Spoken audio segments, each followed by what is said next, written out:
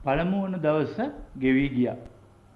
ඊටාම වීරියවන්තව ඕනෑකමකින් මේ පුහුණුව කරගෙන යාමට තව ඉතිරි ඇත්තේ දවස් 9යි. මෙවැනි විපස්සනා භාවනා පුහුණුවකට සහභාගී වන සෑම කෙනෙක්ම ඊටාම වීරියවන්තව බලවත් උනන්දුවකින් හා වෑයමකින් මේ කටයුත්ත කළ යුතුයි. ඇත්තෙන්ම මේක බාහිර දූර කාර්යයක්. පාන්දර 4:30 සිට රාත්‍රී 9:30 දක්වා මහන්සියෙන් හා ඕනෑකමකින් පුහුණුවන්න ඕනේ. මේ වගේ භාවනා ක්‍රමයකින් හරියට ප්‍රයෝජනයක් ගන්න පුළුවන් වෙන්නේ එහෙම පුහුණු වෙනවා නම් පමණයි. සෑමදාම නොකඩවා බලවත් උනන්දුවකින් පුහුණු වෙන්න ඕනේ. දිනපතා රාත්‍රී 7 සිට 8 හෝ 8:30 දක්වා පැයක හෝ පැය එකහමාරක ධර්මදේශනයක් මේ වැඩසටහනට ඇතුළත් කරලා තියෙනවා. එම දේශනයේ පවත්වන්නේ බුද්ධිමත් ආස්වාදයක් ලබා දෙන්න නොවේ. ඒ දේශනා තුළින් කෙරෙන්නේ මේ භාවනා ක්‍රමය පැහැදිලි කර දීමයි. ඔබ යමක් ඊටා මහන්සියෙන් පුහුණු කරන විට ඒ නිවැරදිව හරියට කරන්න ඕනේ. එතකොට තමා උපරිම ප්‍රතිඵල ලබා ගන්න පුළුවන් වෙන්නේ. හරියට පුහුණුවන්නට නම් මේ ක්‍රමේ නිවැරදිව තේරුම් ගන්න ඕනේ. විවිධාකාර භාවනා ක්‍රම තියෙනවා. ඒ හැම ක්‍රමයකටම ඊට අදාළ ආවේනික විශේෂාංග තියෙනවා. මේ භාවනා ක්‍රමයටත් ඊට ආවේනික වූ විශේෂාංග තියෙනවා. ඒවා හරි හැටියට තේරුම් කර දීම සඳහායි මේ දේශනා පවත්වන්නේ. ඒවා හරි හැටියට තේරුම් කර දීම සඳහායි මේ දේශනා පවත්වන්නේ. අද ඔබ හැමෝම පටන් ගත්තේ මොකක්ද කියලා හොඳ හැටි තේරුම් ගන්න. ඔබ දැන් බලන්නේ ස්වභාවික සාමාන්‍ය හුස්ම යන එන හැටි. ඒ ආශ්වාස ප්‍රශ්වාස කිරීමේ ව්‍යායාමයක් නෙවෙයි. යම් විශේෂ ක්‍රමයකට ආශ්වාස ප්‍රශ්වාස කිරීමක් හෝ එහෙම නැත්නම් හුස්ම පාලනය කිරීමකුත් නෙවෙයි. හුස්ම ඇතුල් වීම පිටවීම ගැඹුරු නම් ඒ ස්වභාවය දැනගන්න. හුස්ම ක්‍රමයෙන් කෙටි වෙනවා නම් එහෙම වෙන්න ඉඩ අරින්න. හුස්ම වම් නාස්පුඩුවෙන් යන එන බව දැනෙනවා නම් වම් නාස්පුඩුවෙන් හුස්ම යනවා එනවා කියලා හොඳට දැනගන්න. දකුණු නාස්පුඩුවෙන් ඇතුල් වෙනවා පිට වෙනවා නම් හුස්ම ඇතුල් වන්නේ පිටවන්නේ දකුණු නාස්පුඩුවෙන් කියලා දැනගන්න. සමහර වෙලාවට නාස්පුඩු දෙකෙන්ම හුස්ම ඇතුල් වෙන්න පිට වෙන්න පුළුවන්. එහෙමනම් ඒ බව හොඳට සිහියෙන් දැනගන්න. ස්වභාවිකවම සිදුවෙන ආශ්වාස ප්‍රශ්වාසයට කිසි වෙනස් කිරීමක් අවහිරයක් කරන්න එපා. කරන්න තියෙන්නේ ස්වභාවිකවම සිදුවන දේ ඒ ආකාරයෙන්ම සිතින් දැක ගැනීම පමණයි. අලුතෙන් පුහුණු වෙන යෝගියෙකුට සිනිඳුවට කෙටිවට හුස්ම වැටෙන විට එය නොදැනෙන්න පුළුවන්. එතකොට කිහිපවරක් ටිකක් තදට ගැඹුරට හිතාමතාම හුස්ම ගන්න. ඉන්පසු නැවතත් සාමාන්‍ය ස්වභාවික හුස්ම යන්නේ නැහැටි මනසින් දැක ගන්න. මේ ක්‍රමයෙන් බලාපොරොත්තු වෙන්නේ තමාගේම සාමාන්‍ය ස්වභාවික හුස්ම යන එන ආකාරය ඒ අයුරින්ම දැන ගැනීම. මෙතනදී සිහිය යොමු විය යුත්තේ ආශ්වාස ප්‍රශ්වාසයට පමණයි. සෑම පුහුණු පාඨමාලාවකදී වගේ මෙම පාඨමාලාවේදීත් යෝගීන් බොහෝ දෙනෙකුට නොයෙකුත් විදිහේ අපහසුතා ඇති වෙනවා. මෙතන රිදිල්ලක් අතන කැක්කුමක් මේ වගේ අපහසුතා ඇති වෙන එක පුදුමයක් නෙවෙයි. ස්වභාවිකයි.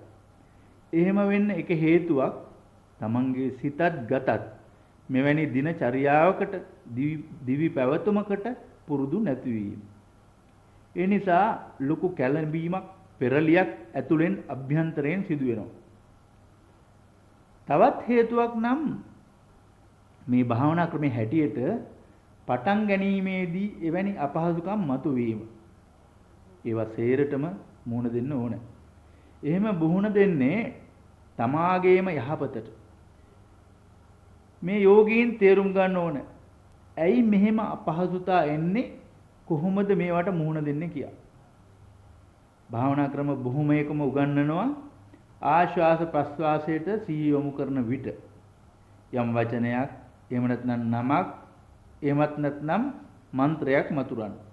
එහෙම කරනකොට කලින් කිව් අපහසුතාව මතුවෙන්නේ නැහැ. මේ මගේ ශිෂ්‍ය යෝගීන්ගේ අත්දැකීමක්. ඒ වගේම තවත් ක්‍රම තියෙනවා. ආශ්වාස ප්‍රශ්වාසයට හිත යොමු කරන ගමන් යම් රූපයක් එහෙම නැත්නම් යම් දෙයක හැඩයක් සිතින් මවා ගත්තම හිත ලේසියෙන්ම සමාධිගත වෙනවා. මේ ක්‍රමය එහෙම නෙවෙයි. අපි උපදෙස් දෙන්නේ හුස්ම යන්නේන විදිය හඳුනා ගැනීමට පමණක් හිත යොමු කිරීමටයි. වචන මැතිරීමවත් නොයෙකුත් රූප හිතෙන් මවා ගැනීමවත් මේ ක්‍රමයට නැහැ. හුස්ම යන්නේන හැටි බැලීම පමණයි. මතුවෙන නොයෙකුත් අපහසුතා තමාගේම යහපත පිණිස වෙනවා. මෙහෙම කිරීමේ යම් හොඳ හේතුවක් අර්ථයක් තියෙනවා. මොකක්ද මෙහි තේරුම කියලා බලන්න. ඉස්සර වෙලා අපි බලමු මේ භාවනා ක්‍රමයේ අරමුණ. ඒ වගේම අවසාන ප්‍රතිඵලය මොකක්ද කියලා. බලාපොරොත්තු වන අවසාන ප්‍රතිඵලය හිත සමාධිගත කිරීම නම් අර කිව්ව මන්ත්‍ර මැතිරීමෙන් වචන මැතිරීමෙන් එහෙමත් නැත්නම් රූප හිතින් මවා ගැනීමෙන් හිත සමාධිගත කරගන්න පුළුවන්. ඒ වුණත් මේ ක්‍රමයේ අවසාන ප්‍රතිඵලය සමාධියම නෙවෙයි. සමාධිය නොඅනුමානවම අවසාන ප්‍රතිඵලය ලබා ගැනීමට බොහෝ දුරට උපකාරී වෙනවා. අවසාන ප්‍රතිඵලය නම් හිත පිරිසිදු කර ගැනීමයි. මෙහි පරමාර්ථය කෙනෙක් අඳුරට, ਸੰతాපයට හා දුකටපත් කරන නොඑක් විදිහේ කෙලෙසුන් වලින් සිත නිදහස් කිරීමයි. ඔබ ජීවිතයේ යම් නුරුස්සන දෙයක් සිදු වුණොත් මොකද කරන්නේ? ඒ ගැන තැවෙනවා, නොයෙකුත් අසහන සිතෙහි ඇති කරගන්න. තරහ, ක්‍රෝධය, ද්වේෂය මේ ආදි කෙලෙස් ඇති වෙනවා. මේ නිසා ගැටලු ඇති කරගන්නවා. මුළු ජීවිතේ පුරාම මේක තමයි සිදුවෙන්නේ. තමා බලාපොරොත්තු වන දේ සමහර විට ඉටු වෙනවා, සමහර විට ඉටු වෙන්නේ නැහැ.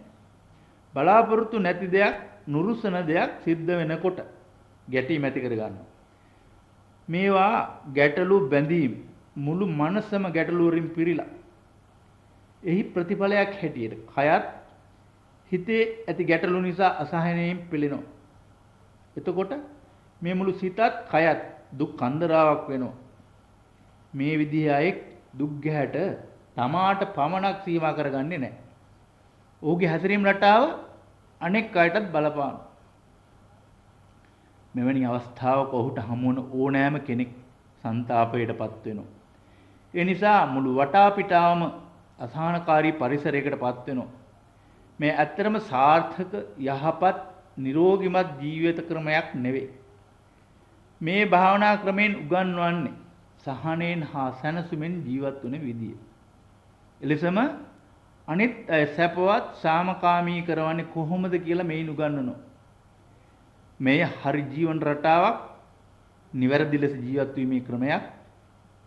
ඒ වගේම සහනකාරී ජීවිතයක් ගත කිරීමට උගන්වන ක්‍රමයක්. අතීතයේ තම තමන් රැස් කරගත් කෙලෙස් මුලින් නුපුටා දැමීම හා නැවත අලුතෙන් එවැනි කෙලෙස් ඇති කර නොගැනීමයි මේන් කරන්නේ. තම තමන්ගේ හිතවල ගැඹුරුම පත්ලේ කිඳා බැස තිබෙන කෙලෙස් මල ඉවත් කිරීමටයි මේ ක්‍රමෙන් උගන්වන්නේ. තමා ගැනම නිවැරදිව ගවේෂණයක් කිරීමට තමාගේම ආශ්වාස ප්‍රශ්වාස නිරීක්ෂණය කිරීම ඉතාම අවශ්‍යයි.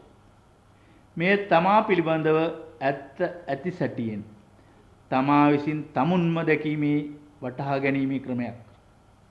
මේ ක්‍රමය දෙවියන් හඳුනා ගැනීමේ ක්‍රමයක් ලෙස කෙනෙක් කියන්න පුළුවන්.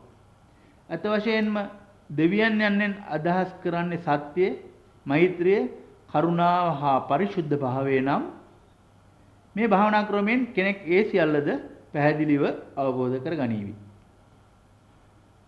තමා ගැනම ඇති සැටියෙන් වටහා ගැනීමට ස්වභාව ධර්මයේ විසින් විශ්මිත උපකරණයක් දී තියෙනවා. එනම් තමාගේම ආශ්වාස ප්‍රශ්වාසයයි. අප ගැනම ඇති සත්‍යතාවය සොයා ගැනීමට මේ උපකරණය උපකාර කර ගනිමු. කෙනෙක් මේ රූපකයට මම, මාගේ, මා යන සියල්ල තමයියි කියමින් ඒට තදබල බැඳීමක් ඇති කර ගැනීමෙන් විශාල දුක්ඛම් කටුළු රාශියක් සහ අසහනකාරී තත්වයක් ගොඩනගා ගන්නවා. ඒ පරිද්දෙන්ම නාම නැත්නම් මේ සිතුවිලි සමුදාය මම මාගේ මායයි සිතාගෙන අර රූප කායයටම වගේම විශාල බැඳීමක් ඇති කර ගන්නවා. එයින් වෙන්නේ දුක් දුම්නස් ගොඩනගා ගැනීමක්. මොකක්ද මේ කය? මොකක්ද මේ හිත? මේ දෙකේ සම්බන්ධතාවය කුමක්ද? මේ පිළිබඳව දැන ගැනීමට කෙනෙක් තමා විසින්ම තමාවම ගවේෂණය කරන්න ඕන, වටහා ගන්න ඕන. අතීතයේ සිට යම් චිත්ත පාරිශුද්ධියක් උතුමන්ලාත් ප්‍රකාශ කොට ඇත්තේ තමා පිළිබඳව දැනගන්න. අත් වශයෙන්ම මේ ක්‍රමයෙන් කරන්නේ තමා පිළිබඳව දැන ගැනීමයි, වටහා ගැනීමයි. ධර්මදේශනාවලට අහුම්කම් දීමෙන් හෝ පොත් කියවීමෙන් හෝ ලබා ගන්නා දැනීමෙන් පමණක්ම මේ වටහා ගන්නට බෑ. අත් වශයෙන්ම තමා තුලින්ම අත්දැකීම් ලබා ගැනීමයි කළ යුත්තේ. ශරීරය සහ මනස පිළිබඳව හරි අවබෝධයක් ලබා ගැනීමට ආශ්වාස ප්‍රශ්වාස ඊටා වැදගත් බව ඔබට වැටහෙයි. හුස්ම ඇතුල් වීම හා පිටවීම සමගම වචනයක් හෝ මන්ත්‍රයක් මෙතරීමෙන් සිත සංසුන් වෙන බවට කිසිම සැකයක් නැහැ. එහෙත් කලින් කිව්වා වගේ සිත සමාධිගත කර ගැනීම අපගේ අවසාන පරමාර්ථය නෙවෙයි. මන්ත්‍රයක් හෝ වචනයක් මාර්ගයෙන් ඔබේ සිත සංසුන් වුවත් ටික වේලාවකින් ඔබේ අරමුණ වන ආශ්වාස ප්‍රශ්වාස ගැන අමතක වී යනවා. මන්ත්‍රය හෝ වචන මැතරීම පමණක් කරනවා. ඒ වගේම ඔබ යම්කිසි හැඩයක්, රූපයක් හෝ වෙනත් දෙයක් හිතින් මවා ගතහොත් හිත එක්තැන් කරගන්න පුළුවන්. ඒ වුණත් නැවතත් ඔබට ඔබගේ ආශ්වාස ප්‍රශ්වාස ගැන ටික වේලාවකින් අමතක වෙනවා. එවිට සත්‍ය දැකීමේ වටහා ගැනීමේ ක්‍රියාවලිය නැති වෙනවා. ඒ නිසා හරි දැකීමකට නම් ආශ්වාස ප්‍රශ්වාසයට පමණක් සිතේ අවධානය ඇතිව සිහිය යොමු විය යුතුයි. තව කිව යුතු සුළු කරුණක් නම් යම් වචනයක් එහෙම නැත්නම් මන්ත්‍රයක් මැතුරුවොත් බොහෝ විට ඒ වචනය යම් දෙවියෙකුගේ හෝ දෙවඟනකගේ හෝ යම් ආගමික කතෘවරයෙකුගේ හෝ නමක් විය හැකියි. එයින් වන්නේ ඔබ යම් කිසි ආගමකට හෝ ආගමික කොටසක අනුගාමිත්වයට අයත් සීමා අනුව සිත පටලවා ගැනීම. ඒ වගේම ඔබ යම් කිසි රූපයක් හැඩයක් වැනි දෙයක් සිතින් මවා ගත්තොත් ඒ කලින් කිව්වා වගේම දෙවියෙක්ගේ දෙවඟනක්ගේ හෝ ආගම් නිර්මාතෘවරයෙකුගේ හෝ වෙන්න පුළුවන්. එයින් වන්නේ ඒ ආගමට ආවේනික සීමා ඇතුළත සිතේ පටලැවිල්ල. ජීවිතයේ ගැටලු එක් මිනිස් කොට්ටාසයකට පමණක් සීමා වෙන්නේ නැහැ. කෙනෙක් තමාගේ සිත තුළ ඇති කර ගන්නා දුක් දුම්නස් මුළු විශ්වයටම සාධාරණයි. මේ දුක් දුම්නස් එක්තරා මිනිස් කොටසකට වර්ගයකට පමණක් සීමා වන්නේ නැහැ. ඒ නිසා මේන් ගැලවීමත් මුළු මිනිස් සංහතයටම පොදු විය යුතුයි. කොහොමද මේ දුක් දුම්නස් කොටසකට පමණක් අයත් වෙන්නේ? ඔබ අසහනයට පත් කරන තරහක් සිතේ ඇති වුවහොත් මේ තරහ Hindu, Muslim, ක්‍රිස්තියානි, යුදෙව් තරහක් ආදි වශයෙන් නම් කරන්න පුළුවන්ද? ඒ කාටත් සාධාරණයි. එම නිසා එහි විසඳුමත් කාටත් පොදු විය යුතුයි. මෙසේ කලින් කී ලෙස වචන, මන්ත්‍ර, රූප සිතින් මවා ගැනීම අතහරින්න. ආශ්වාස ප්‍රශ්වාසයට පමණක්ම සිහිය යොමු කරන්න. අසහනකාරී තත්වයෙන් මිදීම, ගැලවීම යම් සීමිත මිනිස් කොටසකට පමණක් සීමා වූ දේ නෙවෙයි. හැම දිනාටම සාධාරණයි. ඒ කොටසකට පමණක් අයත් වෙන්නේ නැහැ. මෙය උපයෝගී කරගෙන ආශ්වාස ප්‍රශ්වාස දෙස බලා සිටීම සුළු දෙයක් ලෙස පෙනුනත් මෙය උපයෝගී කරගෙන තමා පිළිබඳ සත්‍යය, තමාගේම සිත කය පිළිබඳ සත්‍යය සොයා බැලීමට හැකි වෙනවා. එය ඊටාම ගොරෝසු මට්ටමේ සිට ඊටාම සියුම් තත්වය දක්වා සොයා ගැනීමක්. මෙම මාර්ගයෙන් මුළු රූපස්කන්ධයම පිළිබඳව ප්‍රායෝගිකව හැදෑරීමක් කෙරෙනවා.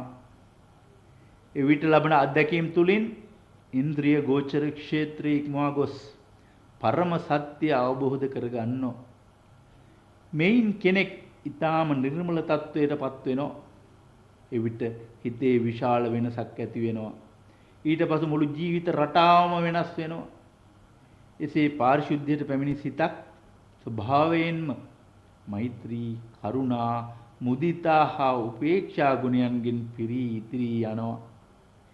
මේවා ඊටාම නිර්මල සිතක ඇති මූලිකාංග. මෙබඳු අති පිරිසිදු සිතක් තුළ අන් අය කෙරෙහි කිසියම් විරුද්ධත්වයක් ඇති වෙන්නේ කොහොමද? තමාටත් අනුන්ටත් හානියක් කරගන්නේ හෝ කරන්නේ කොහොමද? එහෙමනම් ඒ බඳු පුද්ගලයා ගත කරන්නේ සැනසිලිදායක ජීවිතයක්, අවිහිංසාකාරී සැපවත් ජීවිතයක්. මේ භාවනා ක්‍රමය හදාරන්නේ මෙවැනි උසස් තත්වයකට හිතගෙන ඒමටයි. මේ නිසා තම තමන්ගේ ස්වාභාවික ආශ්වාස ප්‍රශ්වාස පමණක් දැක බලා ගැනීම කළ යුතුයි. මෙයින් කරන්නේ ඔබ පිළිබඳව නාම හා රූප පිළිබඳව ගවේෂණයක් ඇති සැටියෙන් සොයා ගැනීමක්.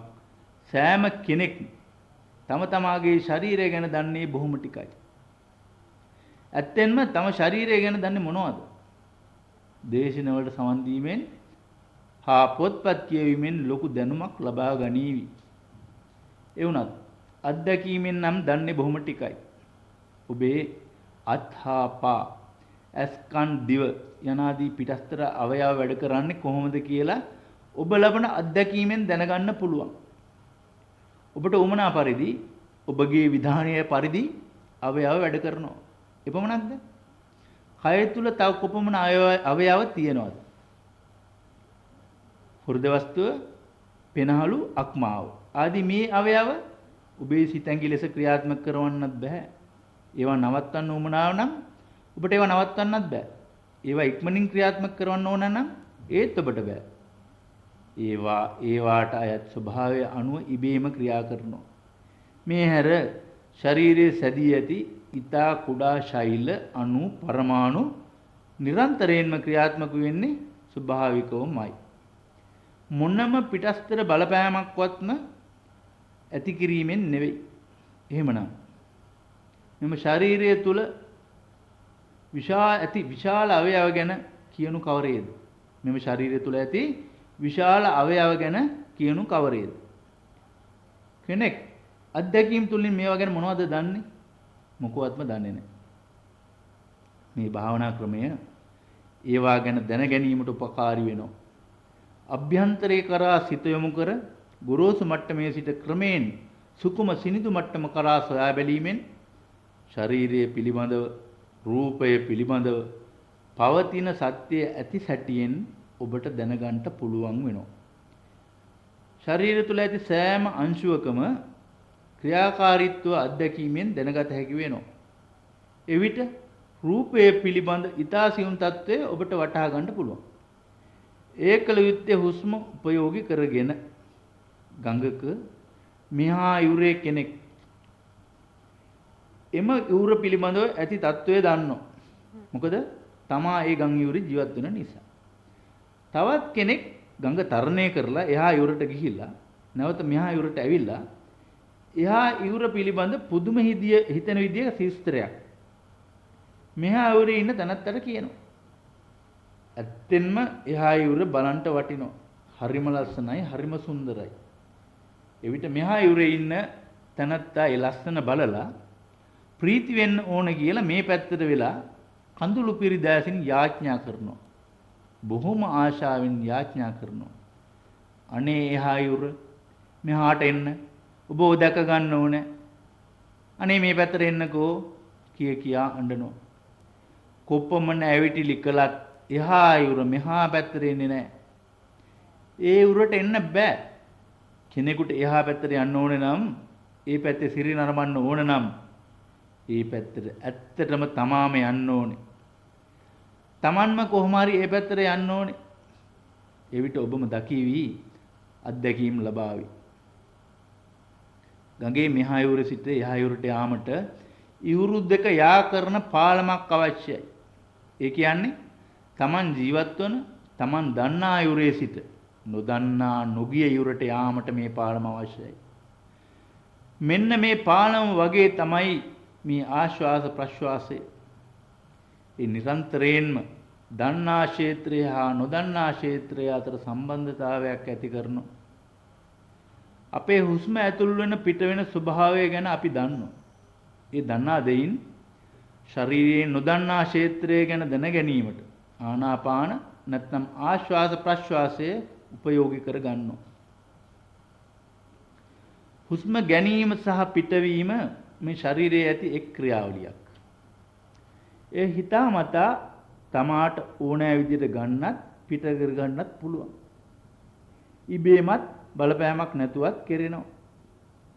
ඔබට වේගයෙන් හුස්ම ගන්න ඕන කියලා හිතුනොත් ඔව් වේගයෙන් හුස්ම ගන්න පුළුවන්. කෙටියට සෙමෙන් ගන්න ඕන කියලා හිතුනොත් එහෙම කරන්නත් පුළුවන්. මිනිත්තු භාගයක් පමණ හුස්ම නවත්තගෙන ඉන්න කියලා හිතුනොත් එහෙම කරන්නත් පුළුවන්. ඔබගේ කැමැත්ත පරිදි අනපරිදි හිතාමතා හුස්ම ගන්නත් පුළුවන්. අනකිරීමකින් තොර වූ විට ඉබේම හුස්ම ස්වභාවයෙන්ම ඇතුල් වෙනවා පිට වෙනවා. මෙසේ මේ දෙආකාරයෙන්ම ක්‍රියා කරනවා.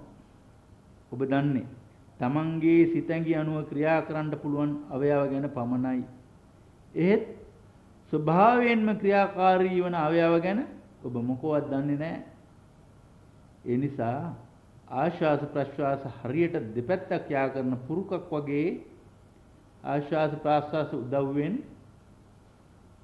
ඔබ ගැඹුරට අති ගැඹුරට සිත යොමු කිරීමෙන් නොදන්නා ක්ෂේත්‍රය කරා ළඟා වෙන්න පුළුවන්. මේ භාවනා ක්‍රමයේ මගින් මුළුමනින්ම දන්නා අත්දැකීමක් ඇති ක්ෂේත්‍රයේ සිට නොදන්නා ක්ෂේත්‍රයට ළඟා වෙන්න පුළුවන්. එවිට නොදන්නා සියලුම දේ ගැන ඔබ ක්‍රමයෙන් අවබෝධ කිරීමට පටන් ගන්නවා. මේ අනුව රූප පිළිබඳව ඔබ සියලුම දේ අවබෝධ කර ගන්නවා. ඒ වගේම නාම පිළිබඳවත් ඔබට සියල්ල දැනගන්න ලැබෙනවා. මේ මුළු භාවනා ක්‍රමයෙන්ම කෙරෙන්නේ දන්නා දෙයින් නොදන්නා දේ කරා පිවිසීමයි. ඕලාරික හේවත් ගුරුසු තත්වයේ සිට සුකුම හේවත් සියුම් තත්වයේ දක්වා ඔබ ගන්නා සෑම පියවරක්ම ගන්නේ සියුම් තත්වය අවබෝධ කර ගැනීමටයි. ඔබට සාමාන්‍ය සිනිඳු හුස්ම නොදැනෙනවා නම් ටිකක් තදට හුස්ම ගන්න උපදෙස් දුන්නා. ඒ හුස්ම හිතාමතා ගන්න ඕන. ඊට පසුව සිනිඳු හුස්ම සාමාන්‍ය හුස්ම වැටෙන ආකාරයට සිහිය යොමු කරන්න. ඔබගේ හුස්ම ඇතුල් වෙන්නේ පිට වෙන්නේ දකුණු නාස්පුඩුවෙන්ද වම් නාස්පුඩුවෙන්ද? නාස්පුඩු දෙකෙන්මද කියලා දැක බලා ගැනීමයි මේ මුළු දවසම කළේ. අද රාත්‍රියේත් හෙට මුළු දවසෙමත් ඔබ මීට වඩා සියුම් ආකාරයකට ඒ හුස්ම දැක ගන්නවා. මුළු ශරීරයේ ගැනම යථා අවබෝධයක් ලබා ගැනීම සඳහා ඔබ පටන් ගත යුත්තේ ශරීරයේ කුඩා කොටසකින්. මේ භාවනා ක්‍රමය අනුව නාස්පුඩු ප්‍රදේශයට පහළින් උඩුතොලට ඉහළින් ඇති කුඩා ත්‍රිකෝණාකාර කොටස මත පමණක් අවධානය යොමු කිරීමෙහි ඇති වැදගත්කම ඔබ සියලු දෙනාම තේරුම් ගන්න ඕන. හුස්ම ගැනීමේදී හා පිට කිරීමේදී නාස්පුඩු ඇතුළත නාස්පුඩු මත හා නාස්පුඩු වලට පහළින් උඩුතොලට ඉහළින් යන මේ කොටස් ගැන පරීක්ෂාකාරීව සිටින්න. ඒ කොටස් තුල ඇතිවන දැනෙන සත්‍යතාවය හොඳින් දැක ගන්න. මේ සීමිත කොටසේ හුස්ම යන එන හැටි නිරීක්ෂණය කරන්න. කලින් කිව්ව විදියට නොයිකුත් භාවනා ක්‍රම තියෙනවා. ඒවට ආවේනික නොයිකුත් විශේෂ විධි තියෙනවා. වෙනත් භාවනා ක්‍රම හෙලා දැකීමක් කරන්නේ නැහැ. නමුත් මේ ක්‍රමයේ පිළිබඳ ඇති විශේෂත්වය මේ පිරිස පැහැදිලිව තේරුම් ගන්න ඕන. මොකද එවිට නිවැරදිව පුහුණු කිරීමෙන් මේ ක්‍රමය අවබෝධ කරගෙන ඒ අනුව දිගටම පුහුණු වීම කරගෙන යන්න පුළුවන්. උදරයේ පිම්බීම හැකිලිම මත අවධානය යොමු කරවීමට උගන්වන භාවනා ක්‍රමයකුත් තියෙනවා. මෙහි අපි උගන්වන්නේ එවැනි ලොකු කොටසකට හිත යොමු කරන ක්‍රමයක් නෙවෙයි. අවධානය යොමු කරන කොටස වඩාත් කුඩා වන තරමට හිත මුහත් වීමේ කාර්යය හොඳට කෙරෙනවා. මෙහි ප්‍රධාන අදහස හිත පිළිබඳව ගැඹුරු සැත්කමක් කිරීමයි. එවිට හිත පත්ලටම කිඳා වැසීමට ඔබට පුළුවන් වෙනවා. මේ කිරීමට තියුණු සතියක් සහ අවධානයක් අවශ්‍යයි. ඒ නිසා ඊතා සීමිත කුඩා කොටසකට සතිය යොමු කරන්න. මේ කුඩා ත්‍රිකෝණාකාර කොටස වන නාස්පුඩු ඇතුළත නාස්පුඩු මත හා උඩුතොලට උඩින් නාස්පුඩු වලට පහළින් ඇති ශරීර කොටසටයි සතිය යොමු කරවන්න උපදෙස් දුන්නේ. මේ සීමිත කොටස මත හුස්ම ඇතුල් වීම පිටවීම දැක ගන්න. අද රාත්‍රියේ හෙට දිනේ මේ යෝගීන් හුස්ම වදින ස්ථානය ගැන සිහිය යොමු කරවන්න ඕන. මේ හුස්ම නාස්පුඩු ඇතුලේ යම් තැනක හෝ පිටත හෝ එහෙමත් නැත්නම් උඩුතොලට උඩින් නාස්පුඩු වලට පහළින් කොතැනක හෝ අදිනවා. ඒ හුස්ම ගැටීම නිරන්තරයෙන්ම සිදු වුණත් ඒ ගැන ඔබ මෙතෙක් අවධානයෙන් සිටියේ නැහැ. ඔබ සැමෝම දැනට දවසක් පමණ මෙය පුහුණු කළා. අද රාත්‍රියේ හෙට මුළු දවසෙත් පුහුණු කරන විට ඊටාම සිනිඳුවට ස්වභාවයෙන්ම හුස්ම මේ සීමිත කොටසේ ගැටෙන බව දැනෙන්න පටන් ගන්නවා. මේ සත්‍යතාවයේ වැටහෙනවා. හෙට දින රාත්‍රියේ අනිද්දා මුළු දවසත් මෙම සත්‍ය ගවේෂණය කිරීමෙන් කලින් කී සීමිත කොටස් තුල අත්දැකීමෙන් වඩාත් සියුම් දැනීම් ගැන අවබෝධයක් ලැබේවි. එවිට මතුවන සත්‍යතාවයේ තව දුරටත් අවබෝධ කරගන්න පුළුවන් වෙනවා. මේ විදිහට සෑම දිනකම මනා පුහුණුවකින් රූප පිළිබඳ රළු ගොරෝසු තත්වයේ සිට ක්‍රමෙන් ඊටාම සුකුම නැත්නම් සියුම්ම තත්වය අවබෝධ කර ගැනීමට හැකි වෙනවා. හිත පිළිබඳව ඔබ තියුණු අවබෝධයක් ලබා ගන්නවා. ඔබ හුස්ම පිළිබඳ නිරීක්ෂණයක් කරන ගමම්ම හිත පිළිබඳවද සත්‍ය අවබෝධ කිරීමට පටන් ගන්නවා. කය සහ සිත යන දෙකටම මෙම ආශ්වාස ප්‍රශ්වාස සම්බන්ධ වන බව හොඳින් තේරුම් ගන්න. ආශ්වාස ප්‍රශ්වාස කායික ක්‍රියාවලියක් පමණක් ලෙස මතු පිටින් පෙනුනත් ඇත්ත වශයෙන්ම හිත හා බලවත් ලෙස බැඳී තියෙනවා.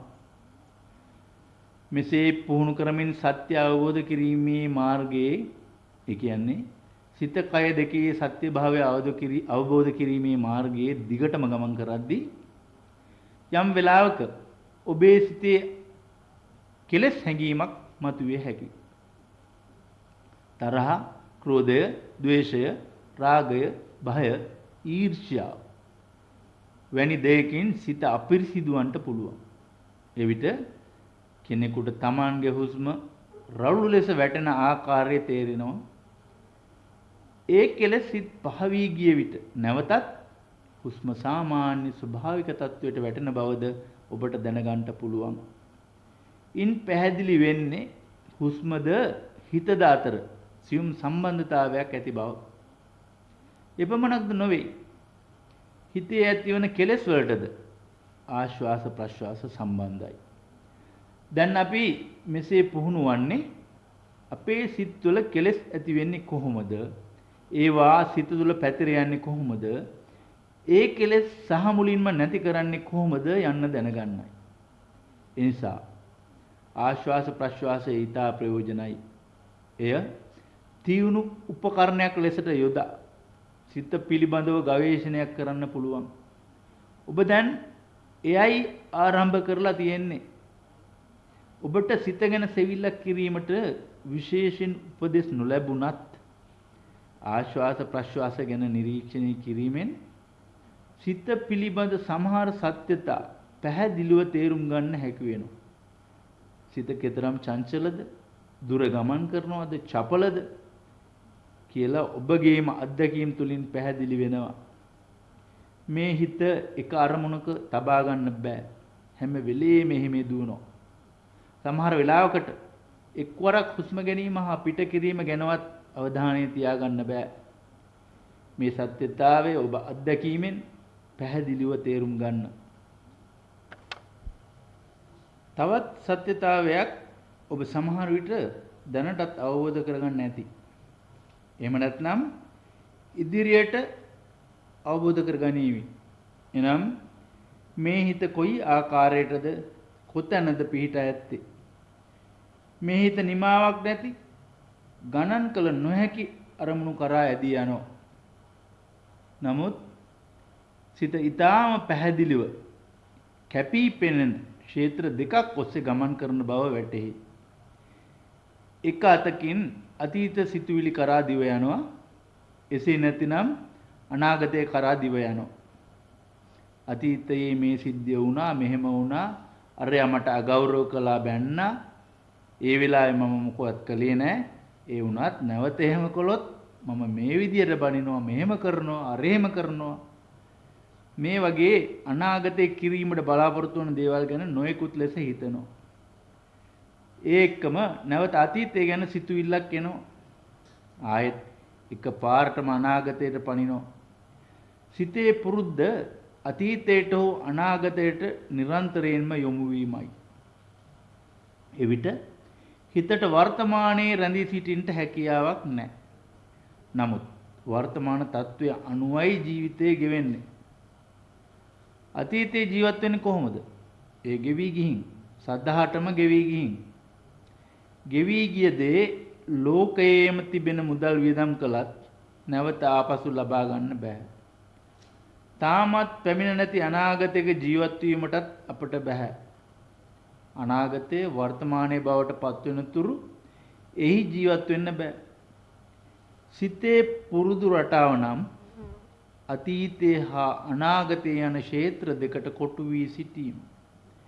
ඒ සීමා දෙක අතර ගමන් කරන බව දැන් ඔබට තේරෙනවා. වර්තමානයේ නොසිටී අතීතයෙන් අනාගතයටත් අනාගතයෙන් අතීතයටත් නිරන්තරයෙන්ම පැනීම සිතේ චංචල ගති ඇතිවීමට එක හේතුවක්. ජීවත් වෙන හරි ක්‍රමය හිත දන්නේ නැහැ. මේ භාවනා ක්‍රමය තුලින් උගන්වන්නේ ජීවත් වන නිවැරදි ක්‍රමයයි. ඒ කියන්නේ වර්තමාන සිතුවිලි සමග ජීවත් වීමට හිත පුහුණු කිරීමයි. භාවනා ක්‍රමයේ විදියට හුස්ම ඇතුල් වන අවස්ථාවේ දැනගන්න ඕන ඒ ඇතුල් වෙනවා කියලා. ඒ සිතුවිල්ලේම රැඳී සිටිය යුතුයි. පිට වෙන වෙලාවේදී පිට වෙනවා කියලා තේරුම් ගන්න ඕන. ඒ සිතුවිල්ලේම රැඳී සිටිය යුතුයි. එහෙම කරද්දී වරක් දෙවරක් හුස්ම ගනිද්දී හා පිට කරද්දී එක්ක අතීතයට හිත යනවා නැත්නම් අනාගතය කරා හිත යනවා. එවිට හිතේ අසහනයේ චංචල ගතිය ඇති වෙනවා. ඒ වෙලාවට ඊටාම ඉවසිල්ලෙන් හිතේ පවතින පුරුදු හැසිරීම් ස්වභාවය වෙනස් කර ගන්න ඕන. ඔබ පැමිණ සිටින්නේ ඒ සඳහා. හිත වර්තමානයේ කරා යොමු කරන්න පුහුණු වෙන්න. වර්තමානයේ ඇති తত্ত্বය ඇති සැටියෙන්ම දැනගෙන ජීවත් වෙන්න. අපේ සිත පිළිබඳ තවත් සත්‍යතාවයක් පැහැදිලි වෙනවා. සාමාන්‍යයෙන් අතීතය හෝ අනාගතය පිළිබඳ යම් සිතුවිල්ලක් පැන නැගුණොත් ඒක එල්ලෙම ඒ සිතුවිල්ල ඉවර වෙන්නත් කලින් අත්ෙන් අතට පනින වඳුරෙක් වගේ තවත් සිතුවිල්ලක් වහාම පැන නගිනවා. මේ සිතුවිලි වල කිසිම සම්බන්ධයක් නැහැ, අගක් මුලක් නැහැ. ඇත්තටම කියනවා නම් මේක ව්‍යාකූල තත්වයක්. යම් කිසි ක්‍රමානුකූල සිතුවිලි සමුදායක් නැති කෙනෙක් පිස්සෙක් කියලා හඳුන්වන්න පුළුවන්. මේක උදාහරණයක්. යම් පිස්සු තැනැත්තෙක් දවස් 4ක් විතර කෑමක් නැතුව ඉන්නවා. එක් කාරුණික අයෙක් මේ මිනිහයාට කෑම පිඟානක් දෙනවා. කෑම ලැබුණොත් ඔහු ඊටාම සන්තෝෂෙන් කන්ට ඉඳ ගන්නවා. දැන් එයා හිතනවා මං ඉන්නේ නාන කාමරයක. මම මේ නාන්න ආවේ. ඇඳුම ගලවන්න පටන් ගන්නවා. අතේ ඇති බත් පිට සබන් කෑල්ලක් කියලා හිතලා ඇඟේ අතුල්ල ගන්නවා. ඒ වෙලාවට අර සිතුවිල්ල ආයෙත් වෙනස් වෙනවා. මේ ඇවිල්ලා ඉන්නේ මගේ තරහකාරයෙක්. එයා මාව මරන්නයි ඇවිල්ලා තියෙන්නේ. එයා මාව මරන්න ඉස්සර වෙලා මම එයාව මරනවා. කොහොමද කරන්නේ?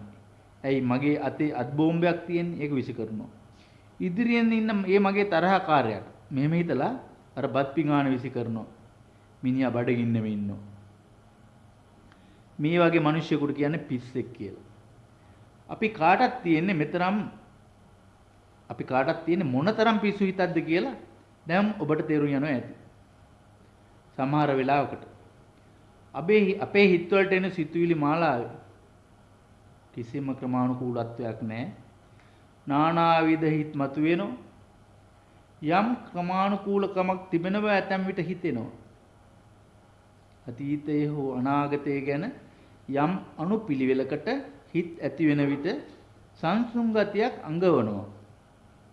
එහෙම හිතුවත් අපේ හිත ව්‍යාකූලයි. මේ ක්‍රමයේ ගැඹුරට හදාරන විට තමාගේ ශරීරය තුළ ඇති සත්‍යතාවයේ සොයා බැලීමේදී අර යම් අනුපිළිවෙලක් අනුව ගමන් කරන සිත්මාලා වුණත් බොහෝ විට විකෘති භාවයක් දක්වන බව ඔබට තේරෙයි. මෙවැනි එකකට එකක් සම්බන්ධතාවයක් ඇති අනුපිළිවෙලක් ඇති සිතුවිලි මාලාවක් තිබේ නම්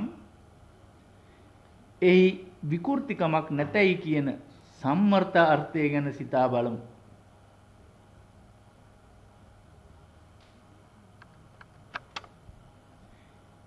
එවිට කුමක්ද වන්නේ?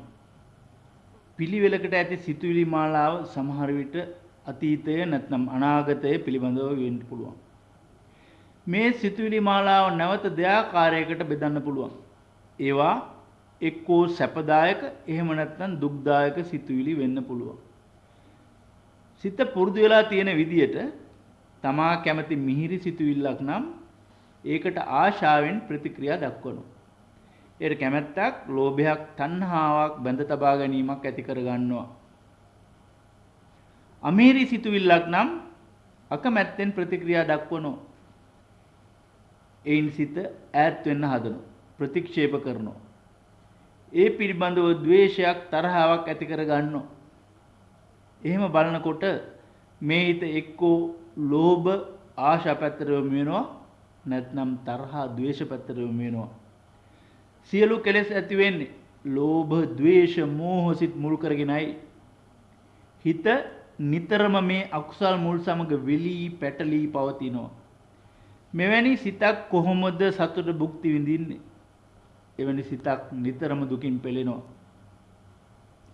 හිත මෙබඳු පුරුදු වලින් වෙනස් කර ගන්න ඕන. එසේ වෙනස් කර ගැනීමට මෙම ක්‍රමයේ ඉවහල් වෙනවා, උපකාර වෙනවා. ආශ්වාස ප්‍රශ්වාස නිරීක්ෂණය කිරීමෙන් මනසේ ස්වභාවය වෙනස් කරගත යුතුයි. කෙලෙස් සහිත සිත කෙලෙස් රහිත කර ගන්න ඕන. ආශ්වාසය ප්‍රශ්වාසයේ දෙස සිහිය යොමු කොට එක අරමුණක සිහිය පිහිටවා ගැනීමට හැකි වුණත් සිත පිරිසිදු කරගත්තේ නැත්නම් ඒ චිත්ත ඒකාග්‍රතාවයේ පමණක්ම සෑහෙන්නේ නැහැ. මේ නිසා මේ භාවනා ක්‍රමයේ පරමාර්ථය සිත එකඟ කර ගැනීම පමණක් නොවන බව මුලින්ම සඳහන් කළේ.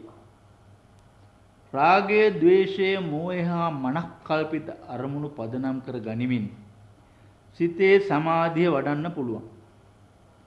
මේවා මගින් අපිරිසිදුතාවයේ කෙලෙස් වැඩි වෙනවා මිස සිතේ පිරිසිදු භාවයේ දියුණු වීමක් ඇතිවන්නේ නැහැ. හිත එකඟ කර ගන්නට ඉගෙන ගන්න පළමු පියවරේ සිටම සිත පිරිසිදු කිරීමත් ඒ සමගම ඇති වෙන්න ඕන. ආශ්වාස ප්‍රශ්වාස දෙස යථා තත්වෙන් බැලීමට පුරුදු කිරීමෙන් මේ පාරිශුද්ධ භාවය ඇති වෙනවා. ඔබ තමාගේම ස්වභාවික හුස්ම නිරීක්ෂණය කිරීමේදී ඇතිවන චිත්ත එකඟතාවෙහි බොරුවක් මායාවක් නැහැ. ඒ සත්‍ය මත පදනම් වන දෙයක්. හුස්ම ඇතුල් වෙනවා, පිට වෙනවා, හුස්ම ඇතුල් වෙනවා, පිට වෙනවා. ඒ හුස්ම තාත්වික දෙයක්. ඔබ කල යුත්තේ ඒ ස්වභාවය ඇති සැටියෙන්ම දැන ගැනීමයි. ඔබ හුස්ම ගන්නා බව දැනෙන විට ඒ සඳහා ඇල්මක්, ආශාවක් ඇති වෙන්නේ නැහැ. මේ හුස්ම ගැනීම කෙරෙන විට මට තවත් හුස්මක් ඕනෑ කියලා කවදාවත් ඇල්මක් ඇති කරගන්නේ නැහැ. හුස්ම ස්වභාවිකව ඉබේම ඇතුල් වෙනවා. හුස්ම පිටවන විටත් ඒ ගැන ද්වේෂයක් ඇති වෙන්නෙත් නැහැ. මට හුස්ම එපාමයි, ඔහෙ ගියාවේ. කියලා තරහක් ඇති වෙන්නෙත් නැහැ. නොකඩවාම හුස්ම ඇතුල් වෙනවා පිට වෙනවා. ඇතුල් වෙනවා පිට වෙනවා. මේ ගැන හොඳ සතියෙන් සිහියෙන් අවධානයෙන් සිටීමයි කළ යුත්තේ. වෙන මොනවත් කරන්නේ නැහැ. එතකොට ඇල්ම ආශාව ක්‍රෝධ තරහ ඇතිවීමක් නැහැ. හැබැයි මේ පුළුවන් වන්නේ සුළු මොහොතකට පමණයි. දවස තිස්සේ මේ පුහුණුවේ යෙදෙන විට ඔබේ හිත අරමුණින් පිට වී ගොස් වැඩි වශයෙන් ලෝභ, ද්වේෂ, මෝහ යන කෙලෙස් වලින් වෙලී පවතිනවා. ඒ වුණත් සමහර වෙලාවකට සුළු මොහොතකට හෝ ඔබට පුළුවන් වෙනවා කිසි පිට අරමුණක් නැතුව ආශ්වාස ප්‍රශ්වාස දෙසට පමණක් හිත යොමු කරවන්න. එවිට හිත අතීතේනොත් අනාගතේනොත් ඈත් වෙලා ලෝභ, ද්වේෂ, මෝහයෙන් ඈත් වෙලා අවස්ථාවේ හිත පිහිටවා තියෙන්නේ මේ වර්තමානයේ සත්‍යතාවයේ මතයි. හුස්ම ඇතුල් වෙනවා පිට වෙනවා. ඇතුල් වෙනවා පිට වෙනවා. ඇත්තටම මේ කිව නොහැකි මහඟු අවස්ථාවක්. ඒ වෙලාවට හිත නිර්මලයි. හිතේ ඒ පිරිසුදු භාවය සිතපත්ලේ තැන්පත් වී පවතින කෙලෙස් මුල් නිසා ඇතිවන අපවිත්‍ර භාවයට පරස්පර විරෝධී ඝට්ටනයක් ඇති කරයි. එවිට ගිනි කන්දක් පිපිරෙන වාසේ ලොකු ප්‍රතික්‍රියාවක් හට ගන්නවා. ගැඹුරට මුල් බැස තිබූ හිතේ අපිරිසිදු භාවය කෙලෙස් මල මතු පිටට එනවා. සිතේ ගැඹුරට පතිත වූ අපිරිසිදු කෙලෙස් සිත මතු පිටට පැමිණෙන විට ශරීර මට්ටමේ ඒ අප්‍රිය සංවේදනා හැටියට මතු වෙනවා. එතකොට මෙතන රිදිල්ලක් අතන කැක්කමක් දැනේ. ඇත්තෙන්ම මෙවැනි අපහසුතා මතුවීමෙන් ඇති වෙන්නේ යහපතක්. මක්නිසාද එය මතුවී පහවී යන නිසා. මතු පිටට එන්නේ ඉවතට යාමට. අද ඔබ විඳින අපහසුතා හෙට වෙනකොට ටිකක් අඩු වෙයි. ඊළඟ දවස වෙනකොට ඊටත් අඩු වෙයි. කොහොම ටික ටික අඩු වෙනවා. මේ විදියට මෙවැනි අපහසුතා මගහැරෙන බව ඔබට වැටහෙවි. එසේ වන්නේ ඔබ සිත තුළ ගැඹුරට පත්ලේ යටපත් කරගෙන තිබුණු අපිරිසිදුතා කෙලෙස් ක්‍රමයෙන් ප්‍රහීන වී යන නිසායි. උදාහරණයක්, අඟුරු ලිපක් පාවිච්චි කරමින් කාන්තාවක් කෑම උයනවා. කෑම උයා ඉවරුනාම ලිපේ ගින්දර අවශ්‍ය නැහැ. ඒ නිසා ඇය අර ගිනි අඟුරු මතට සීතල වතුර ටිකක් විසි කරනවා. චුම් සද්දයක් ඇති වෙනවා. තව ටිකක් වතුර විසි කරනවා. එතකොට මේ චුම් චුම් චුම් ප්‍රතික්‍රියාව පවතින්නේ ගින්නේ උෂ්ණත්වය ජලයේ උෂ්ණත්වය හා සමාන තත්වයකට එනතුරු පමණයි. ඊට පස්සේ චුම් ශබ්දය නැවත ඇති වෙන්නේ නැහැ.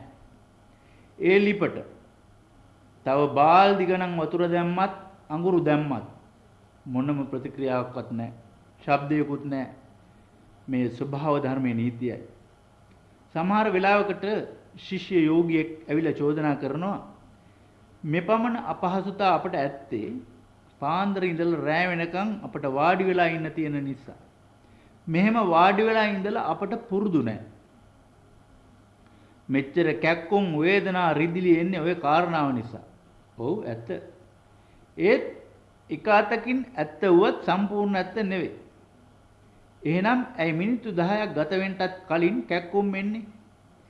චිත්‍රපටි ශාලාවකට වගේ ඉන්ද්‍රියන් පිනවන ස්ථානයකට ගියාම ඒ තැන්වල පැය ගණන් ඉඳගෙන ඉන්නවා. එතකොට කැක්කුම් නැහැ, රිදිලි නැහැ. එතනින් පැනලා දුවන්න කාටවත් හිතෙන්නෙත් නැහැ. කිසිම නිදිමත ගතියක්, ඔක්කාරයට එන ගතියක් දැනෙන්නෙත් නැහැ. ඒ වුණත් භාවනාවට වාඩි වුණාම වෙන කිසිම අපහසුතාවයක් නොදැනුණත් හරියට නිදිබර ගතියක් දැනෙනවා. භාවනාව නැවැත්තුව ගමන් අර කම්මැලි ගතිය නැතුව යනවා. භාවනාවට වාඩි වූ ගමන් ආයෙත් නිදිමතයි. ඇයි මෙහෙම වෙන්නේ? අපේ හිත නැමැති මේ ගින්දර ලිපේ හැම වෙලාවෙම තියෙන ගිනි අඟුරු. ලෝභ, ද්වේෂ, මෝහෙන් තැවෙන ඇවිලෙන ගින්දර.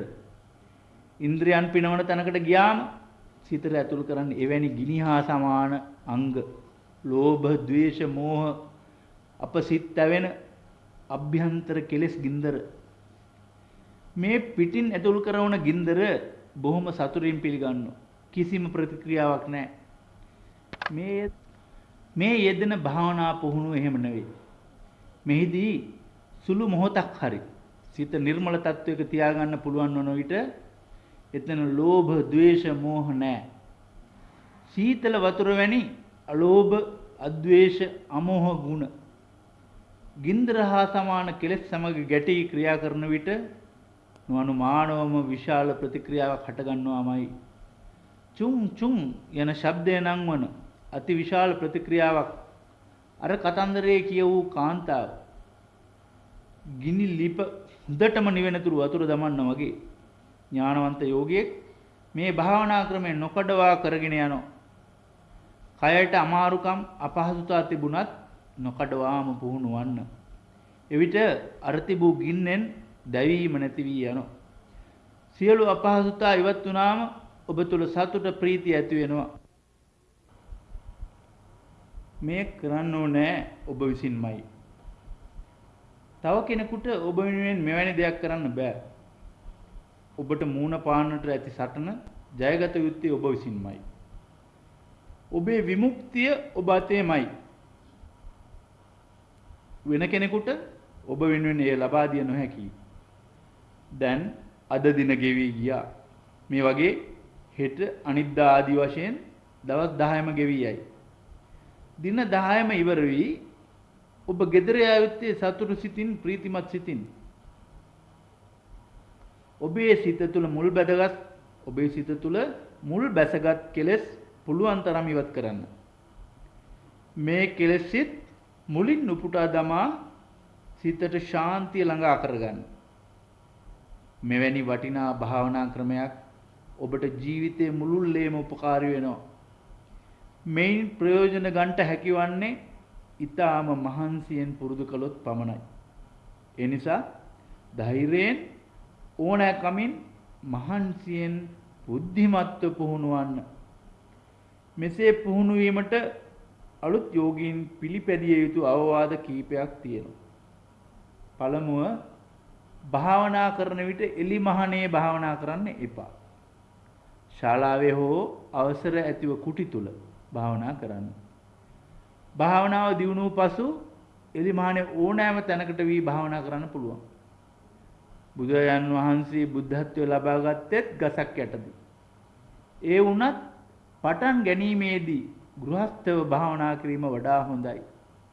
ඊට හේතුව එලිමහනේ ඉන්න විට කෙලින්ම හමන සුළඟ ඇවිත් ඔබේ නාස්පුඩුවට ගැටෙන විට තමාගේ ආශ්වාස ප්‍රශ්වාස දැන ගැනීමට අමාරුයි. අර පිටතින් වදින සුළඟයි වැඩියෙන් දැනෙන්නේ. ඇස් වසාගෙන භාවනා කළොත් වැදෙන හිරු එළිය ගැටෙන විටත් ඔබගේ ශරීරයට හා මනස පිළිබඳව ගැඹුරට පිවිසීමට, නිරීක්ෂණය කිරීමට අමාරුයි. එවිට නිකම්ම මතු පිට බැලීමක් පමණයි සිදුවෙන්නේ. ඒ නිසා මූලික පුහුණුවේදී හිරු එළිය, සුළඟ ආදී සියල්ලෙන්ම ආවරණය වී භාවනා කරන්න. භාවනා නොකරන වේලාවල එලිමහනේ වාඩි වී සිටියට වරදක් නැහැ. හැබැයි භාවනා කරන විට එලිමහනේ භාවනා කිරීමෙන් වළකින්න. අනෙක් කාරණය, මේ දවස් 10 තුල මේ මධ්‍යස්ථානයේම සිටීමට අදිෂ්ඨාන කරන්න. ඔබ ශාරීරික සත්කමකට ගියාම රෝහලෙම ඉන්න වෙනවා. එහෙම දුවන්න බෑනේ. සත්කම කරන වෙලාවට ඔබට ශල්‍යාගාරයෙන් පිට කොහෙවත් යන්න බෑ. ඒ වගේම මනස සත්කමකට භාජනය කරන මේ කාල සීමාවේ මේ ශුද්ධ භූමියේම ඉන්න ඕන. ඒ ඔබේ ආරක්ෂාව පිණිසයි. මනස සත්කමකට භාජනය කරනවා කියන්නේ ලේසි දෙයක් නෙවෙයි. ඒ ඊටා සියුම් වැඩක්. ඒ නිසා ඔබ තුල දැඩි අදිෂ්ඨානයක් තිබිය යුතුයි. ඔබ ශරීරයට යම්කිසි සත්කමක් කරන්නේ ශල්‍ය වෛද්‍යවරයෙක්. ඔබට කිසි දෙයක් නොහැඟෙන ලෙස නිර්වින්දනය කරනවා. මනස ශල්‍ය කර්මයට භාජනය කරන විට එය ඔබම කළ යුතුයි. සීනති කිරීමකුත් නැහැ. මතුවන සියල්ලටම තමාම මුහුණ දෙන්න ඕන. මෙවැනි සත්කමකට මුහුණ දෙන්නට ඊටාම ශක්තිමත් හිතක් අවශ්‍යයි. සිත පත්ල කරා අභ්‍යන්තරයට පිවිසීමට අධිෂ්ඨාන පූර්වක සිතක් තියෙන්න ඕන. බලවත් අධිෂ්ඨානයක් තිබිය යුතුයි. ඔබ මෙහි ගත කරන කාලය තුල කොතරම් අපහසුතා තිබුණත් නීති රීති පද්ධතිය කාලසටහන මේවා සියල්ල හොඳින් පිළිපදින්න ඕන. ඒ කොතරම් අමාරු වුණත් මම එහි කිසිවක් උල්ලංඝනය කරන්නේ නැහැ කියත් තරේ හිතා ගන්න ඕන. ඒවා කරන්නේ චාරිත්‍ර වාරිත්‍ර නිසාවත් පොත්වත් වල තිබෙන නිසාවත් නොවේ. මෙවැනි පුහුණු පාඨමාලාවකට සහභාගී වී ඇති දහස් ගණන් යෝගී මේ නීති රීති ආදිය පිළිපැදීමෙන් ඉතා යහපත් ප්‍රතිඵල ලබාගෙන තියෙනවා. ඔබ සියලු දෙනාම තරේ අධිෂ්ඨාන කරගන්න ඕන මේ සියලුම නීති රීති පිළිපදින්න. ඒ ඔබේම යහපත සඳහා විශේෂයෙන්ම උතුම් නිශ්ශබ්දතාවය හෙවත් ආර්ය තුන්හි භාවෝ රකින්න. තවත් දැඩි අධිෂ්ඨානයක් තමා සමූහ භාවනා වේලාවල් වල මේ ශාලාවේ සිටීම. උදේ 8 සිට 9 දක්වා සවස් 2:30 සිට 3:30 දක්වා සහ සවස් 6 සිට 7 දක්වා යන වේලාවන් තුලදී ශාලාවෙන් පිටතට යන්න එපා. ඒ සෑම වෙලේම හරියටම කාලසටහනට අනුව નિયમિત වේලාවට ශාලාවට පැමිණෙන්න. ශාලාව තුල භාවනා කරන විට ඉරියව්ව මාරු කිරීමට ඔබට අවසර තිබෙනවා. ඒ ගැන සැකයක් ඇති කරගන්න එපා. ඒ වුණත් දින 3-4ක් යනකොට දැඩි අදිෂ්ඨානයක් ඇති කරගත්තම මේ පිරිසට ඉරියව්ව මාරු නොකර ඉන්න පුළුවන් වෙනවා. දැනට ඉරියව්ව මාරු කරන්න පුළුවන්. නමුත් දැනට සමූහ භාවනා කාලය තුලදී මම ශාලාවෙම ඉන්නවා කියා තරයේ සිතා ගන්න. සිත මෙලෙසින් ගැඹුරට නිරීක්ෂණය කරන විට භාවනාව නැවැත්වීමට ඒ බිඳහෙලන්නට තත් කරන සතුරන්ගෙන් ඔබ ප්‍රවේශම් වෙන්න ඕන. මේ සතුරු වෙන කවුරුත් නෙවෙයි. ඔබ තුලම ඇති කෙලෙස්. ඒ හතුරෝ ඔබ සතුරු කරන්න එන සුවද මිතුරන් හැටියට පැමිණ gedara අයිති කරගන්නයි බලන්නේ. ආපහු යන්නේ නෙවෙයි. එහෙම වුණත් මේ භාවනා ක්‍රමයේ අනුව ඒ කෙලෙස් නැමැති සතුරන්ට ඉන්න බෑ. ඒ අයට යන්න සිදු වෙනවා. ඒ නිසා සතුරු ඇතුලේ ඉඳගෙන අන්න දෙනවා. ඔය භාවනාව නවත්වන්න. ඔය භාවනාව නවත්වන්න. සමහර විට නොසන්සුන් සිතක් ඇති අයට පළමුවෙනි දවසේ භාවනාව පටන් ගත්තට පසුව දෙවෙනි දවස වෙනකොට භාවනාව නවතා පැනලා යන්න හිතෙනවා. මෙහෙම යන්න හිතෙන්නේ ඇතුලෙන් තම සිත් තුළ කෙලස් වල ඇති බලවේගය තල්ලුව හින්දායි. ඒ වගේම හතරවෙනි දවසේ වඩාත් ගැඹුරු සත්කමක් කෙරෙනවා. පස්වන දවසේ මේ මනසේ නිරීක්ෂණය ඊටත් වඩා ගැඹුරු මට්ටමකට ගෙනියනවා. අලුත් යෝගීන් බොහෝ දෙනෙකුට නැවතත් 6 වෙනි දවසේ භාවනාවෙන් ඉවත් වී යන්න හිතෙනවා. නමුත් එහෙම යන්න අවසර ගන්න බලන්න එපා. අවසර නොදීමට හේතුවක් තියෙනවා. යම්කිසි කෙනෙක් රෝහලේදී සත්කමකට භාජනය කරන විට ඒ සත්කමෙන් භාගයක් පමණ ඉවර වුණාම මොන ශල්‍ය වෛද්‍යවරයාද ඒ පුද්ගලයාට යන්න ඉඩ දෙන්නේ? ලෙඩා මට යන්න ඕනේ පසු එන්නම් කිව්වට වෛද්‍යවරයා ඊට ඉඩ දෙන්නේ නැහැ. මේ මනස සම්බන්ධ වන සත්කම ඉතා බලගත් එකක්. එහෙම සම්පූර්ණ නොකර යන්න ඉඩ නොදෙන්නේ එයින් විශාල හානියක් වන හින්දා. ඒ නිසා මේ පාඨමාලාවලට බඳව ගන්නේ දවස් 10ම මෙතන රැඳී ඉන්නවා කියා හොඳට විශ්වාසවන්තව වගකීමකින් ක්‍රියා කරන්නට එකඟ වන අය පමණයි. මේ බරපතල කාර්යයක් ඒ වගේම සියුම් කාර්යයක්. ඔබේම ආරක්ෂාව ගැන සලකා ඔබ සෑම දිනාම ස්ථිර අධිෂ්ඨානයක් ඇති කරගන්න. හොඳයි. ඕන දෙයක් වුණාවේ මම ඒ සියල්ලම සතුටින් මුහුණ දෙනවා. මම මේ සියල්ලටම සතුටින් මුහුණ දෙනවා. මම දවස් 10ක් ඉවර වෙනතුරු මේ භාවනා මධ්‍යස්ථානයෙන් යන්නේ නැහැ. තවත් සතුරෙක් ගැන සඳහන් කළ යුතුයි. මේ පිරිස මෙහි දවසක කාලයක් ගත කළායින් පසු දැනගත්තා කිසි යෝගියෙකුට රාත්‍රී කෑම දෙන්නේ නැහැ කියලා. හෙට දවල් කෑමට ගියාම ඇතැම් අයට රෑ කෑම ගැනත් මතක් වෙයි. මම පුරුදු වෙලා තියෙන්නේ දවල්ටත් රෑටත් හොඳ බත් පිඟන් දෙකක් කන්නයි. මෙහි රෑ කෑම දෙන්නේ නැහැ. මෙහි රෑ කෑම දෙන්නේ නැහැ. ඒ හින්දා මගේ රෑ කෑම වේලත් මේ එක්කම ගත්තොත් හොඳයි. බත් පිඟන් දෙකක්ම කන්නම්. අනෙක් එක මගේ ගුරුතුමා කියනවා ඔබ තුල ඇති සටන ඔබම කළ යුතුයි කියලා. එහෙම සටන් කරන්න මට ශක්තිය තියෙන්නත් ඕනේ. බත් පිඟන් දෙකකුත් මදි. තුනක්ම ගත්තොත් හොඳයි. භයානකයි. එහෙම භාවනා කරන්න බෑ. බඩ පුරාම ආහාර ගන්න එපා. මේ යෝගීන්ට පුරුදු වෙලා තියෙනවා නම් බත් පිඟානක් පුරවල ගන්න. එහෙම ගන්නේ නැතුව නිතරම කුසෙන් 4න් එකක් හිස්ව තබා ගන්න. ආහාරයට ගිජුකම වැඩි නිසා හොඳට භාවනා කරන්නට බැරි වෙනවා. තවත් සතුරෙක් පැමිණෙනවා. අපි ඊයේ කිව්වා යෝගීන්ට තම කායට නිදහසක් විවේකයක් දුන්නට වරදක් නැහැ කියලා. දැඩි මහන්සියක් දැනෙනවා නම් ටිකක් ඇඟපත දිගහැර විවේකව ඉන්න පුළුවන්. හැබැයි එහෙම ඇලවි සිටින්න කිය ඇත්තේ මිනිත්තු 5ක් පමණ කාලයකටයි. එහෙම ඇලුනාම ශරීරයට සැපයි සුඛදායක ගතියක් දැනෙනවා. ඇලවි සිටින විටත් මම ආශ්වාස ප්‍රශ්වාස පිළිබඳව හොඳ සිහියෙන් ඉන්නවා.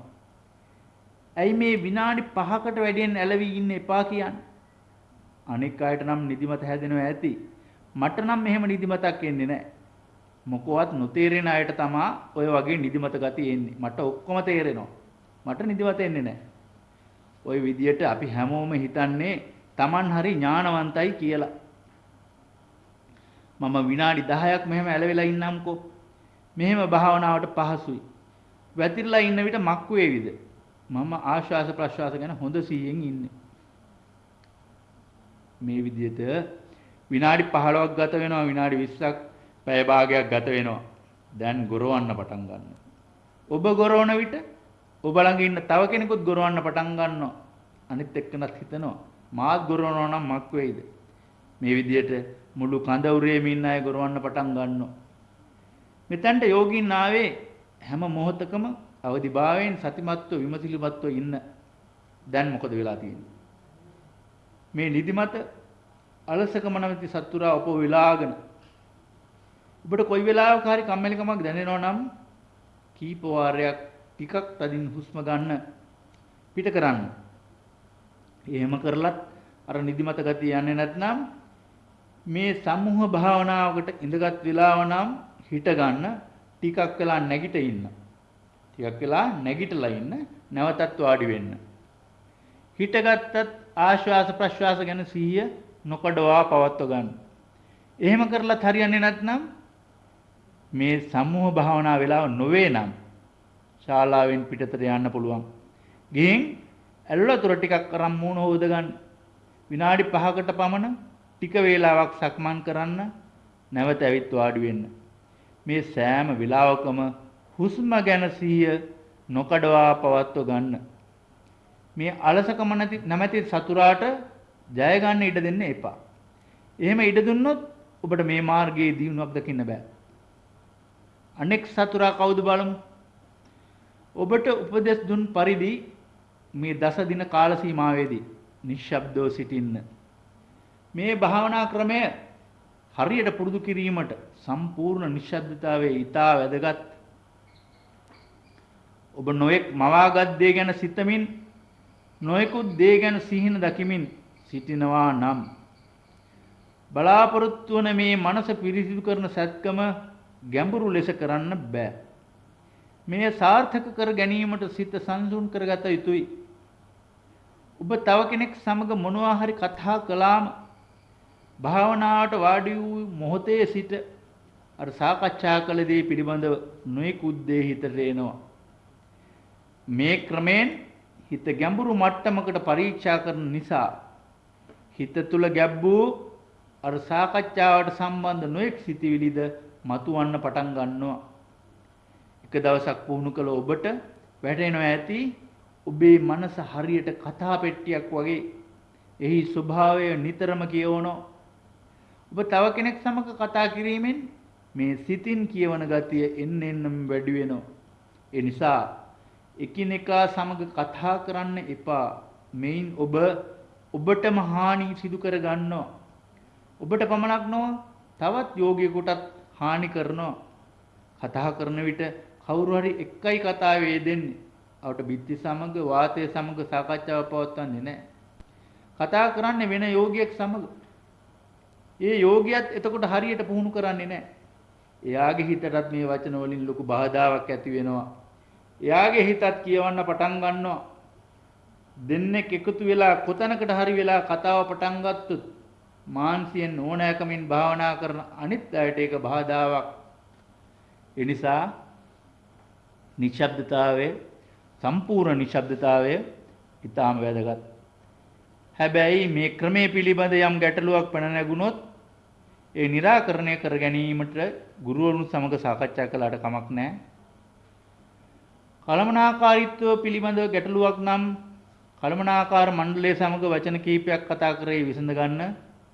ඊ හැර යෝගීන් අතර නම් කතා කරන්න එපා. වචනයෙන් පමණක් නොව ශාරීරික ඇඟවීම් වලින්ද නිශ්ශබ්දතාවයේ රැකිය යුතුයි. අදහස් හුවමාරු සඳහා අනෙක් අය දෙස බැලීම සංඥා මගින් යම් අදහස් ඇඟවීම පොත්පත් කියවීම ලිවීම ආදීන් වළකින්න. ඔබේ සිත කය දෙකම සංවර කොට සතිමත්ව සිටින්න. තම සිත තමාගේ කය තුළම පිහිටුවීමට වීරිය කරන්න. Taman මෙහි ඉන්නේ තනිවම කියලා හිතා ගන්න. මේ සිත පිළිබඳ සත්‍යමේදී කතා කිරීමෙන් නොයෙකුත් කරදර වලට හිරිහැර වලට භාජනය වෙන්න පුළුවන්.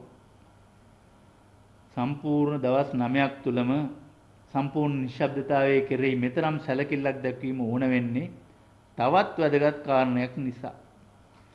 10 වෙනි දවසේ එකිනෙකා සමග කතා කරන්නට ඉඩ දෙනවා. ඊයේ මේ පිරිස පන්සිල් සමාදන් වුණා. මේ චාරිත්‍රානුකූලව පමණක් කළ දෙයක් නෙවෙයි. මේ භාවනා ක්‍රමෙන් උපරිම ප්‍රයෝජන ලබා ගැනීමට නම් පන්සිල් රැකීම බොහොම වැදගත්. පන්සිල් රැකීම මෙම පිළිවෙතේ අත්විවරමයි. පාන්දර 4:30 සිට රාත්‍රී 9:30 දක්වා ඔබට අනුගමනය කිරීමට ඇත්තේ බරපතල වැඩසටහනක්. එනිසා මෙවැනි වාතාවරණයක සිටින ඔබට මේ එක් සිල්පදයක් හෝ කඩා ගැනීමට අවස්ථාවක් නැහැ. නමුත් ඔබ කතාවට පටන් ගත්තොත් සමහර විට දෙයක් ඕනෑවට වඩා වැඩි කර කියන්න පුළුවන්. එහෙම නැත්නම් ඇත්ත සංගවන්න පුළුවන්. එහෙම වුණොත් එක සිල්පදයක් කැඩෙනවා. එක සිල්පදයක්වත් කැඩුනොත් අත්විවරම සැලවෙනවා. එහෙම වුණාම ඔබේ සිත හරි සමාධියක පිහිටන්නේ නැහැ. එතකොට ප්‍රඥාව හරියට ලබා ගන්න බෑ. 10 වෙනි දවසේ එකිනෙකා සමග කතා කරන්න ඔබට ඉඩ ලැබෙනවා. ඉතිරි දින 9 තුල සම්පූර්ණ නිශ්ශබ්දතාවයේ රැකිය යුතුයි. මේ ඊටාම වැදගත්. තවත් වැදගත් අවවාදයක්. මේ යෝගීන්ට ඊයේ අවවාද කළා මේ භාවනා ක්‍රමයට අවනත වන්න කියලා. මේ භාවනා ක්‍රමය පුහුණු කරලම බලන්න ඕනේ. මෙමගින් යම් ප්‍රයෝජනයක් තිබෙනවද කියලා. ඒ නිසා ඉදිරියට ඇති දවස් 9 තුල මේ භාවනා ක්‍රමයේ සමග වෙනත් ක්‍රම මිශ්‍ර කරන්න එපා. මේ යෝගීන් මීට පෙර වෙනත් භාවනා ක්‍රම පුරුදු කරලා තියෙනවා නම් ඒවා හෙලා නොදක ඒ ක්‍රම පසකින් තබන්න. 아무තු දේවල් එකතු කරන්නේ නැතුව ඒ වගේම යමක් අඩු කරන්නෙත් නැතුව අපි කියා දුන් ක්‍රමයට මේ භාවනා ක්‍රමය පුරුදු කරන්න. එහෙම නැත්නම් අනතුරු සහිතයි. අමාරු වැටෙන්න පුළුවන්. සිත මතු පිටින් සමාධි තත්වයට පත් කරන විවිධ භාවනා ක්‍රම තියෙනවා. ඒ වයින් සිත ගැඹුරටම නොපිවිසි මතු පිටින් පමණක් ප්‍රභාස්වර ගතියක් සපදායි හැඟීමක් ඇති වෙන්න පුළුවන්. එවිට කෙනෙක් ඊටා සතුටටපත් වෙනවා. ඒ භාවනා ක්‍රම මෙම භාවනා ක්‍රමයට සම්පූර්ණයෙන්ම වෙනස්. පළමුවන පියවරේ පටන්ම මෙයින් කෙරෙන්නේ සිත පිරිසිදු කිරීම සඳහා සිතෙහි ගැබ් වූ කෙලෙස් ඉවත් කිරීමේ සත්කමයි. මේ යෝගීන් දැන් මෙවැනි සත්කමකටයි හිත යොදවලා තියෙන්නේ. එය ප්‍රවේශමෙන් කළ යුතු දෙයක්. මේ සත්කම ඊටා ගැඹුරට කරද්දී සිතේ ඊටාම ගැඹුරු මට්ටමේ සිට මුල් බැසගත් කෙලෙස් සිත මතු පිටට එන විට එය ලෙහෙසි පහසු සුළුපටු දෙයක් නොවේ. ගැඹුරට පිවිසි සිත පිරිසිදු කරන මෙවැනි ක්‍රමයකින් මතු විය හැකි ප්‍රශ්න මගහැර ගන්න පුළුවන්. මේ ක්‍රමය සම්පූර්ණ ලෙස වෙන ක්‍රම සමග මිශ්‍ර නොකර සාධාරණ ලෙස අත්හදා බැලීමක් කරන්න. කියා දුන් විදිහටම පුහුණු කරන්න. මේ උදාහරණය ගැන සිතන්න. එක් පුද්ගලයෙකුට කළු අශ්වයෙක් ඉන්නවා. එයා පුරුදු වෙලා ඉන්නවා ඒ අශ්වයා පිට යන්න. ඒ පුද්ගලයාට තව කවුරු හරි සුදු අශ්වයෙක් දීලා කියනවා මේ අශ්වයා පිට යන්න කියලා. එතකොට ඒ පුද්ගලයා කියනවා හොඳයි මම සුදු අශ්වයා පිට යන්නම්. හැබැයි මගේ කළු අශ්වයා නම් මට අතාරින්න බෑ. ඒක නිසා එක කකුලක් මගේ කළු අශ්වයා උඩ තියාගෙන අනෙක් කකුල ඔයා දුන්න සුදු අශ්වයා උඩ තියන්නම්. කකුල් දෙක අශ්වය දෙන්න උඩ තියාගන්න එක හරි භයානක දෙයක්, අනතුරුදායකයි. ඒ වගේම ඔරුකාරයෙක් පුරුදු වෙලා ඉන්නවා එයාගේම ඔරුවේ යන්න. එයාට වෙන කෙනෙක් තව ඔරුවක් දීලා කියනවා මේ ඔරුව ඔයාගේ ඔරුවට වඩා වේගෙන් පදවන්න පුළුවන්. මේක පහසු. ටිකක් පදවල බලන්නකෝ. ඒ මිනිස්සයාත් හා හොඳයි කියලා එක කකුලක් එයාට අයිති ඔරුවේ තියාගෙන අනෙක් කකුල අර ලැබුණ ඔරුවේ තියා ගන්නවා. හරි අනතුරුදායකයි. හිත්පත්ලට ගොස් ගැඹුරු ලෙස සිත පිරිසිදු කරන මෙම භාවනා ක්‍රමයට වෙනත් භාවනා ක්‍රම මිශ්‍ර කරගත්තොත් මීටත් වඩා අන්තරාදායකයි. ඊටාම තදබල ලෙස අවවාද දුන්නත් සමහර ශිෂ්‍යෝ මෙසේ භාවනා ක්‍රම මිශ්‍ර කරගත් අවස්ථා ඇති වී තියෙනවා. එවැනි අවස්ථාවල ගුරුතුමාටත් ඒ අයව මුදවා ගැනීමට අපහසු විය හැකියි. එම නිසා ඒ වගේ අමාරු වැටෙන්න එපා. ආශ්වාස ප්‍රශ්වාස පිළිබඳව ඔබ පුහුණු කරගෙන යද්දී ඉබේම වගේ ඔබ පෙර පුරුදු කරගෙන තිබුණු විදියට වචනයක් කීමට පෙළවෙන්න පුළුවන්. එවැනි